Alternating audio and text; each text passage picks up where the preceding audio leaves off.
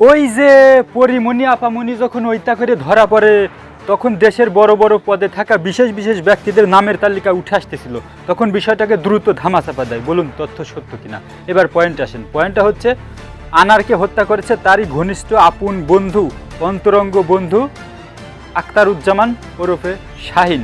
এই শাহিন হচ্ছে বিশিষ্ট স্বর্ণ চোরাচালানকারী ব্যবসার সাথে জড়িত। এই শাহিন হলো সন্ত্রাসীদের পৃষ্ঠপোষক। এই শাহিন হচ্ছে মাদক ব্যবসার সাথে জড়িত। এই শাহিন হচ্ছে শিলাস্ত্রীদের নিয়ে কারখানা খুলে বসে। তো এখন পয়েন্টে আসেন। পয়েন্টটা হচ্ছে যেহেতু এই শাহিন এতটা নিকৃষ্ট ব্যক্তি, এই শাহিন এতটা অপরাধী, আর তারই বন্ধু আনার ছিল তার বাল্যকালের বন্ধু, খুবই অন্তরঙ্গ বন্ধু। তো এই শাহিনের গার্লফ্রেন্ড আছে শিলাস্তি। এই শিলাস্তিকে নিয়ে সে বিভিন্ন হোটেলে পার্টি ডান্স করে, লাল পানি পান করে, আর হচ্ছে থাইল্যান্ডে যায়, সুইজারল্যান্ডে যায়, বিভিন্ন জায়গায় যায়। মিডিয়াতে বলা হচ্ছে এই শিলাস্তিকেই শাহিন টোপ হিসাবে ব্যবহার করেছে আনারকে হত্যা করার উদ্দেশ্যে। তো দেখেন,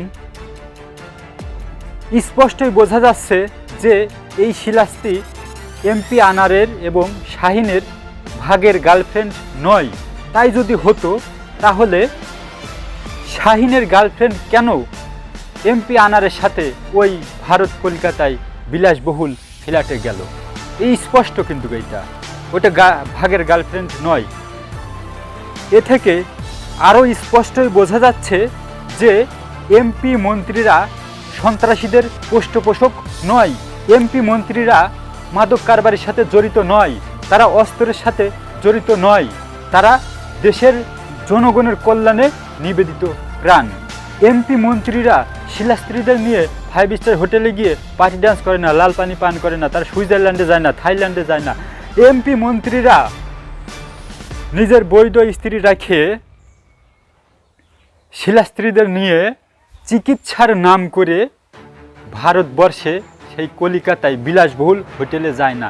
এটা জাতির কাছে একেবারেই স্পষ্ট। এমপি মন্ত্রীরা সদা সর্বদা জনগণের কল্যাণে নিবেদিত প্রাণ। এমপি আনার যদি সত্যি সত্যি চিকিৎসার জন্য ভারতে যাইতেন, তাহলে তার ভিসা পাসপোর্টে কিন্তু উল্লেখ করা থাকতো সে কোন রোগে, কোন চিকিৎসার জন্য, কোন হসপিটালে বা কোন ডাক্তারের উদ্দেশ্যে যাচ্ছে। কিছু না কিছু তো ডকুমেন্ট মিলতই। তবে সে কেন স্ত্রীদের রেখে শিলাস্তিকে নিয়ে ওই হোটেলে, ওই বিলাসবহুল ফ্ল্যাটে গেল? তো আমার কথা হচ্ছে, এমপি আনারকে যারা হত্যা করেছে, হত্যার সাথে সংশ্লিষ্ট, পুলিশ তাদের অবশ্যই গ্রেফতার করেছে এবং তাদের জিজ্ঞাসাবাদে সত্য তথ্য কিন্তু অবশ্যই উদ্ঘাটন করেছে যে কেন তাকে হত্যা করেছে, কি উদ্দেশ্যে, কিভাবে হত্যা করেছে, তারপরে কি করেছে, সেই বর্ণনাগুলো তো তারা সম্পূর্ণরূপে শ্রবণ করেছে, শুনেছে, জেনেছে, লিপিবদ্ধ করেছে। কিন্তু এটাও তো স্পষ্ট করেই তারা বলতে বাধ্য হয়েছে রিমান্ডে গিয়ে যে কেন তাকে হত্যা করেছে।